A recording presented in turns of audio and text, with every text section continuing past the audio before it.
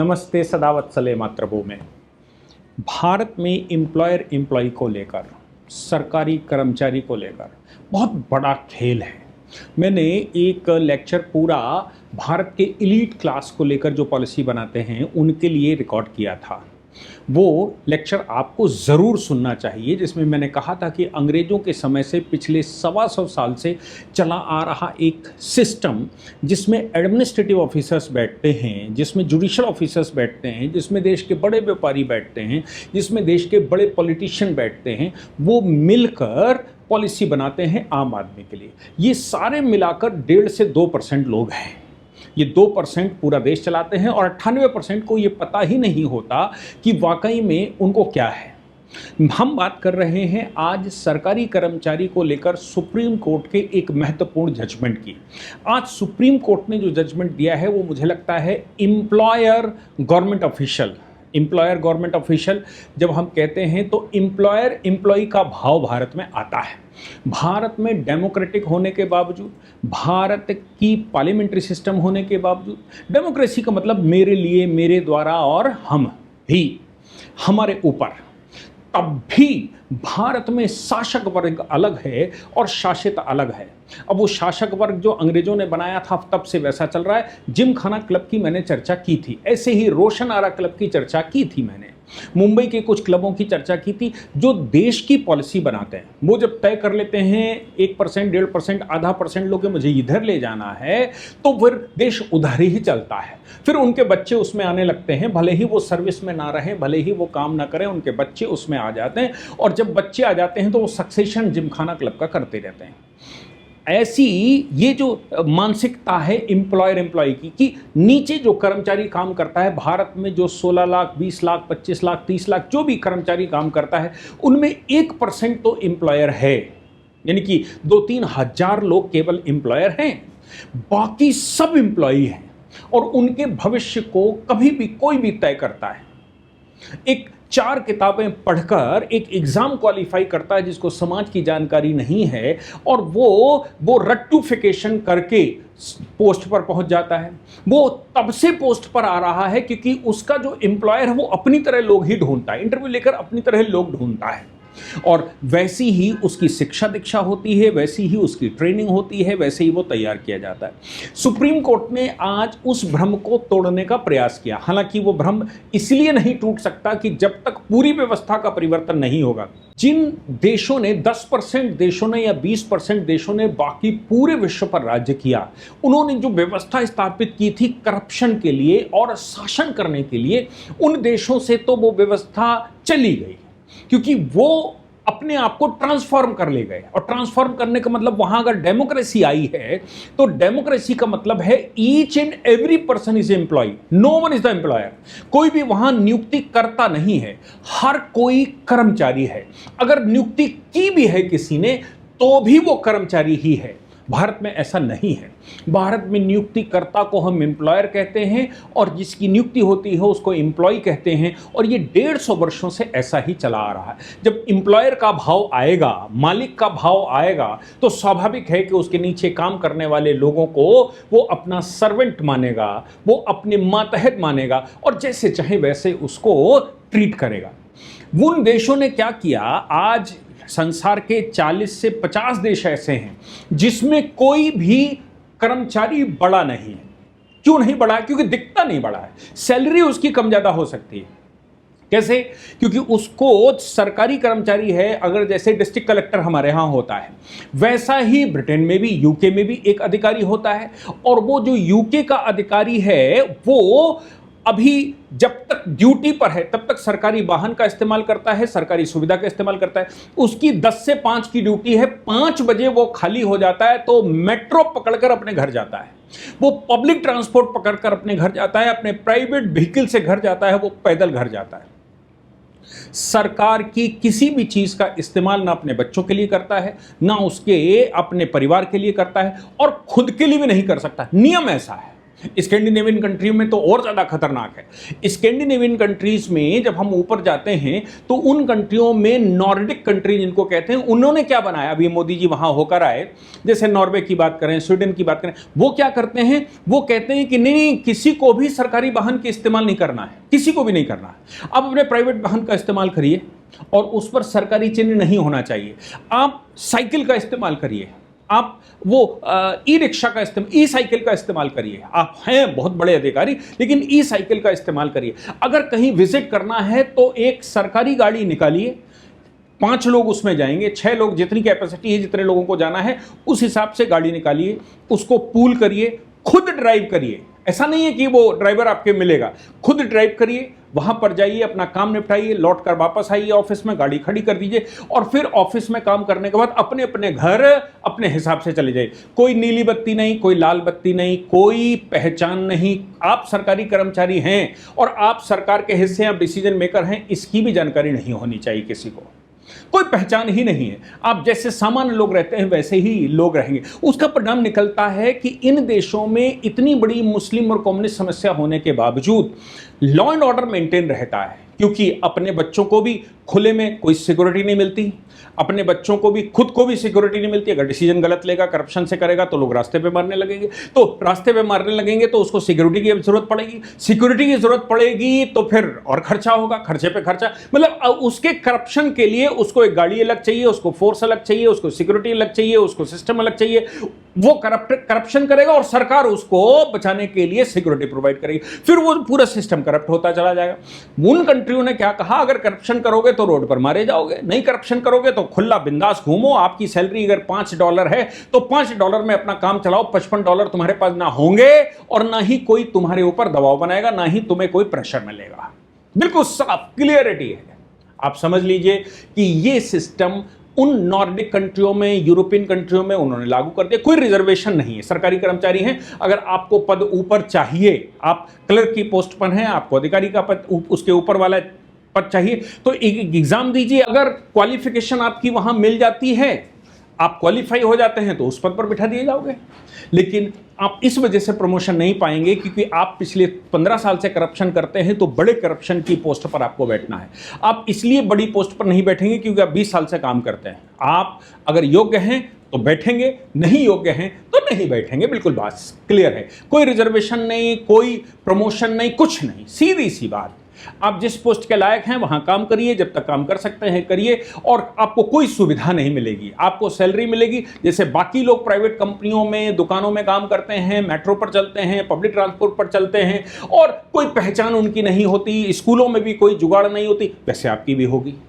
जिस दिन ये सिस्टम हमारे देश में भी, उन देशों ने कर लिया जिन्होंने भारत में ये सिस्टम बनाया था, जिस दिन हमारे देश में भी ये सिस्टम बन जाएगा। मैं कुछ ब्यूरोक्रेट से मिला था, यूनाइटेड किंगडम के ब्यूरोक्रेट थे, एक बैठक हमारी स्पेसिफिकली रखी गई थी और हम उन लोगों से मिले तो उन्होंने कहा साहब इंडिया करप्ट इसलिए है क्योंकि अधिकारियों को आप फैसिलिटी देते हैं। मैं भारतीय हूँ लेकिन मैं ब्रिटेन में एक सिविल सर्वेंट हूँ और बड़े पद पर हूँ, लेकिन मैं अपनी पब्लिक ट्रांसपोर्ट से जाता हूं, जितनी देर नौकरी करता हूं, 10 घंटे की, 8 घंटे की, जितनी देर की भी मेरी नौकरी है, जितनी देर मेरा अपॉइंटमेंट है, उतनी देर हम सरकारी वाहन का इस्तेमाल करते हैं, वो भी सरकारी काम के लिए, घूमने के लिए नहीं। अगर हमें उसके बीच में अपने घर जाना है तो फिर हम पब्लिक ट्रांसपोर्ट पकड़ कर जाएंगे, लौट कर आएंगे, बिल्कुल वैसे ही जैसे आम आदमी चलता है। इसलिए वहां करप्शन नहीं, क्योंकि हमने जब ओपन रोड पर चलना है तो हमने सिक्योरिटी तय करनी है, हमने सेफ्टी तय करनी है, हमें लॉ एंड ऑर्डर मेंटेन करना है। और करप्शन करेंगे तो लोग हमें ही पकड़ेंगे और हमें पकड़ेंगे तो रोड के ऊपर लोग हमसे कुछ ना कुछ कहेंगे और हम इनसिक्योर होते जाएंगे। इसलिए हम ऐसा नहीं करते। भारत में ये बड़ी बुरी दशा है। तो ये जो नॉर्डिक कंट्रियों की बात हम कर रहे हैं, ग्लोबल सिस्टम की बात कर रहे हैं, या फिर मैं बात कर रहा हूं ये जो पूरा सिस्टम हमारे यहां का बन चुका है उसकी। अब हम ओरिजिनल केस पर आते हैं। सुप्रीम कोर्ट ने आज क्या कहा उसकी पूरी हिस्ट्री जान ली। भारत में कैजुअल एम्प्लॉयमेंट होता है। कैजुअल एम्प्लॉयमेंट मतलब टेम्परेरी एम्प्लॉयमेंट होता है, संविदा पर एम्प्लॉयमेंट होता है। क्योंकि हम जल्दी वैकेंसी नहीं निकाल पाते तो हमें लगता है कि ये पोस्ट बनाकर हम फिट कर देंगे, एक काम करते हैं संविदा पर निकालते हैं और फिर काम करवाते हैं। अगर बूस्ट होगा तो देखेंगे, नहीं तो नहीं देंगे, और हो सकता है सैंक्शन ना हो पाया हो तो अभी कर्मचारी की जरूरत है, संविदा पर निकाल लेते हैं। इस तरह से हम टेम्परेरी कर्मचारी भी बिठा लेते हैं। इसको हम कैजुअल लेबर कहते हैं। कैजुअल लेबर भारत में 1992 से पहले इसकी दूसरी पोजीशन थी। 1992 के बाद पोजीशन बदली। पोजीशन 1992 में एक केस आया ब्रिज किशोर का केस, Brij Kishore versus union of India 1992। Brij Kishore versus union of India department of telecom का मामला था, तब बीएसएनएल एमटीएनएल नहीं बना था। डिपार्टमेंट ऑफ टेलीकॉम का मामला था, टेलीकॉम वर्कर्स का मामला था, टेम्परेरी स्टेटस की बात कही गई थी। उन्होंने कहा कि आपने अगर किसी को टेम्परेरी स्टेटस दे दिया है तो फिर फेज्ड मैनर में अगर आप उससे लगातार काम करवा रहे हैं तो फेज्ड मैनर में उसकी सीनियरिटी और उसकी सर्विस रिकॉर्ड के आधार पर उसको मैंडेटरी रेगुलराइजेशन करना पड़ेगा। आपको आप किसी भी व्यक्ति को लगातार टेम्परेरी काम नहीं करवा सकते। अगर टेम्परेरी पोस्ट है और उसके बाद वो खत्म होने वाली है, परमानेंट पोस्ट नहीं है, तो बात अलग है। लेकिन अगर पोस्ट परमानेंट है तो आप किसी को टेम्परेरी नहीं बिठा सकते। 1992 में ये जजमेंट आ गया। फिर एक बड़ा जजमेंट ऑनरेबल सुप्रीम कोर्ट के 5 जजेस की बेंच का आया, उमा देवी, जो आज भी चल रहा है। और एम्प्लॉयर्स को तो एम्प्लॉयर्स जैसे मैंने कहा कि जो आईएएस कैटेगरी रहती है, जो डायरेक्टर्स रहते हैं, जो सचिव रहते हैं, जो प्रधान सचिव रहते हैं किसी भी डिपार्टमेंट के, उनके हाथ में एक शगुफा दे दिया सुप्रीम कोर्ट ने। हालांकि सुप्रीम कोर्ट का जजमेंट तो बहुत क्लियर था, लेकिन इन सबको मौका मिल गया। उमा देवी का जजमेंट क्या आया, ये state of Karnataka versus Uma Devi के नाम से जाना गया। 2006 में सुप्रीम कोर्ट के 5 जजों की बेंच है। उसने ये कहा कि देखो, ये जो कैजुअल लेबर्स है या ये टेम्परेरी पोस्ट है, ये बैकडोर एंट्री है। ये बैकडोर एंट्री है। बड़े अधिकारी अपने रिश्तेदारों को, उनको बैकडोर से लगा लेते हैं और लगाने के बाद फिर परमानेंट का चक्कर चलता है। इसलिए ये बैकडोर एंट्री बंद होनी चाहिए। अगर पोस्ट सैंक्शनड है तो उसको टेम्परेरी स्टेटस दीजिए, उसको भर्ती करिए और फिर उसकी क्वालिफिकेशन टेम्परेरी पोस्ट पर, कैजुअल पोस्ट पर रखने के लिए भी आप क्वालिफिकेशन तय करिए। सब कुछ वैसे ही करिए। जब परमानेंट का नंबर आए तो सीधा परमानेंट हो जाएंगे। उन्होंने कहा बैकडोर की एंट्री हम बंद करते हैं। जो जेन्युइन लोग हैं, जो बहुत मेहनत कर रहे हैं, जो बच्चे पढ़ रहे हैं, उनको रास्ता नहीं मिलता, अधिकारी अपने लोगों को लगा देता है। और ये उमा देवी के जजमेंट के बावजूद मैं समझता हूं भारत में भी 50% डिपार्टमेंट ऐसे हैं जिनमें बहुत बड़ी संख्या में वैकेंसी कैजुअल आज भी लगती है। अधिकारी अपने रिश्तेदारों को लगाकर जाता है। जिसके हाथ में पावर है वो कहता है मेरे पास 3 पोस्टें हैं, तुम आ जाओ, और तुमको कर लेता है। और पैसे का लेन देन भी कभी कभी कर लेता है, और नहीं तो रिश्ते नातेदार और कर्मचारियों के रिश्ते नातेदार लगा जाता है। कहने फलाने साहब लगा गए। सुप्रीम कोर्ट ने कहा आर्टिकल 14 और आर्टिकल 16 का उल्लंघन है। ये जेन्युइन एम्प्लॉय जो मेहनत करने वाला है उसका नहीं हो पाता। लेकिन उसने एक चीज इसमें पैरा नंबर 53 में एग्जेम्पशन दिया।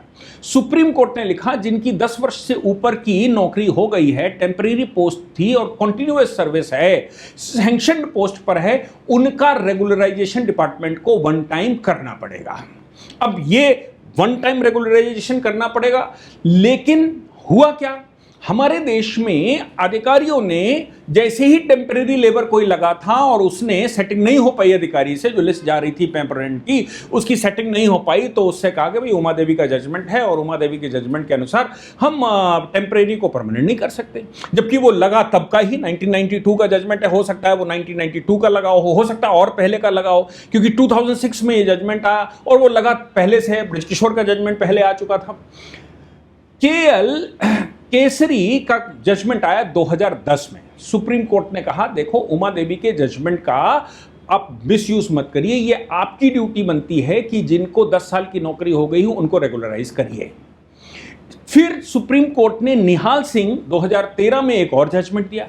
उसने कहा कि अगर कोई व्यक्ति 15 साल से किसी पोस्ट पर है और पोस्ट परमानेंट है तो ये स्टेट की गलती है, ये उस एम्प्लॉय की गलती नहीं है।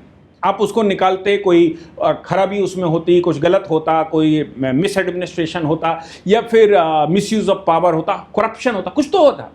अगर वो 15 साल से नौकरी कर रहा है, एक पर्टिकुलर केस में उन्होंने कहा निहाल सिंह में कि अगर वो 15 साल से नौकरी कर रहा है तो ऐसे व्यक्ति को रेगुलराइज नहीं किया गया, ये आपकी गलती है, यानी कि डिपार्टमेंट की गलती है, उसकी गलती नहीं। इसके लिए उस वर्कर को पनिश नहीं किया जाएगा।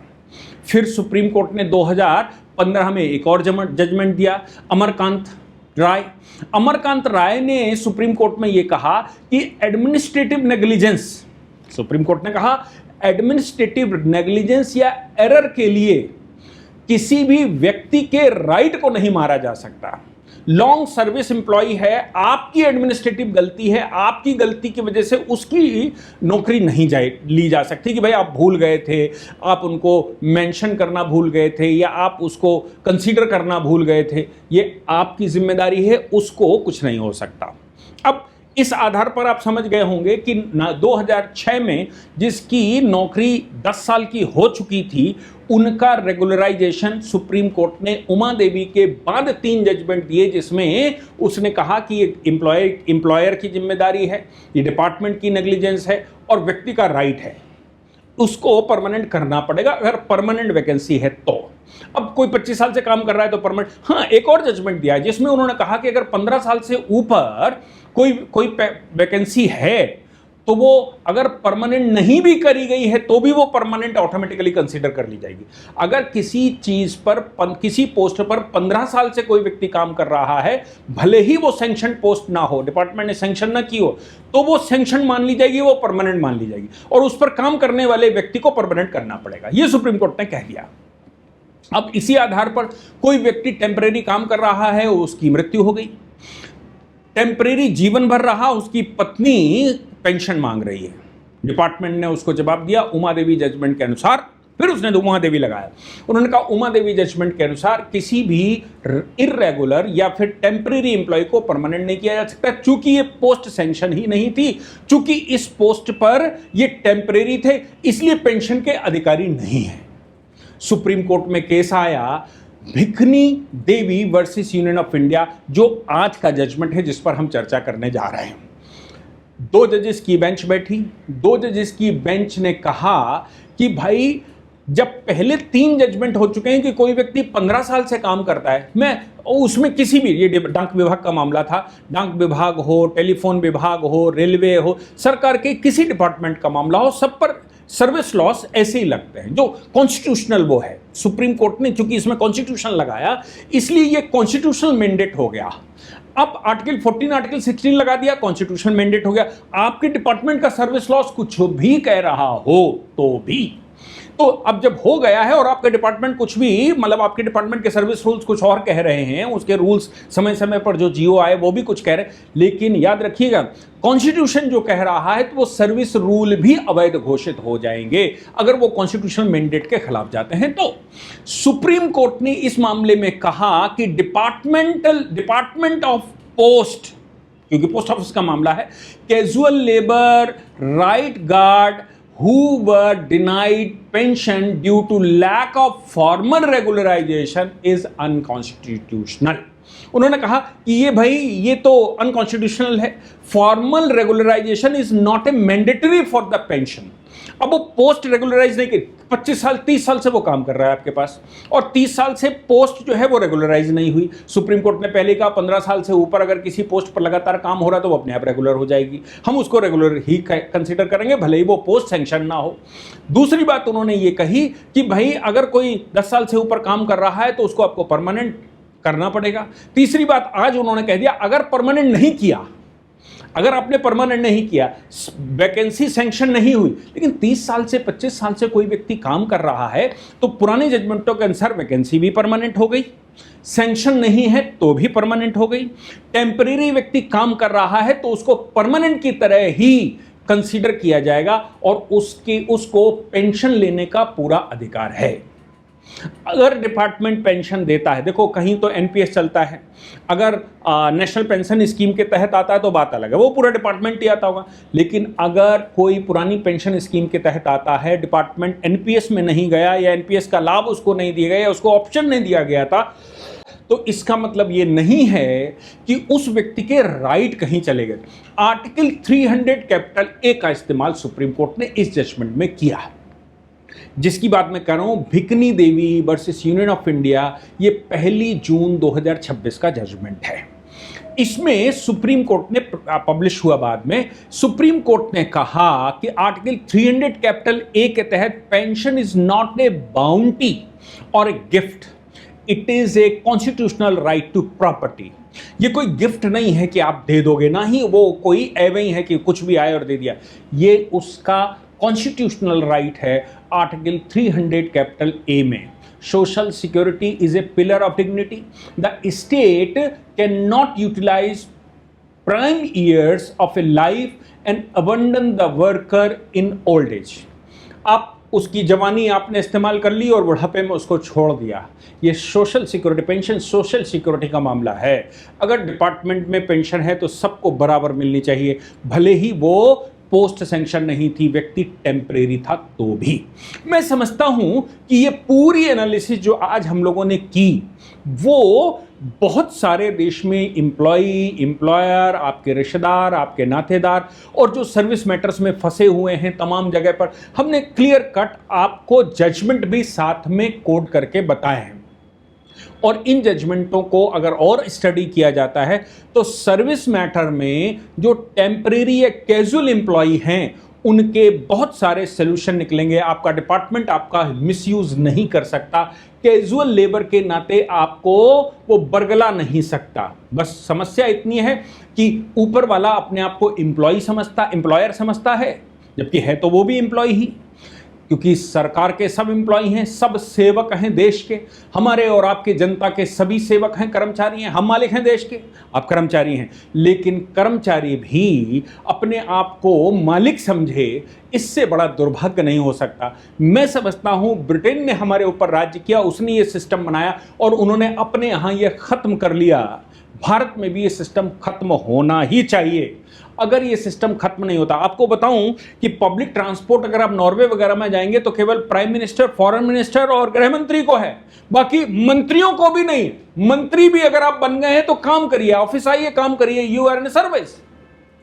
मंत्रियों को भी फैसिलिटी नहीं है। और जो प्राइम मिनिस्टर या उनका प्रेसिडेंट या उनका किंग चलेगा वो भी सिक्योरिटी नहीं है उसकी, एक गाड़ी उसकी पुलिस के साथ चलेगी, बाकी ये नहीं काफिला जा रहा है 40 लोगों का, 100 लोगों का, और उसमें डीजल खर्च हो रहा है, उसमें सब में 4-4 एम्प्लॉय बैठे, तो एक एम्प्लॉय के ऊपर 200 एम्प्लॉय साथ में चल रहे हैं। फिर जहां जा रहा है वहां व्यवस्था, और जहां से पास हो रहा है वहां से, या ऐसा कोई व्यवस्था नहीं है।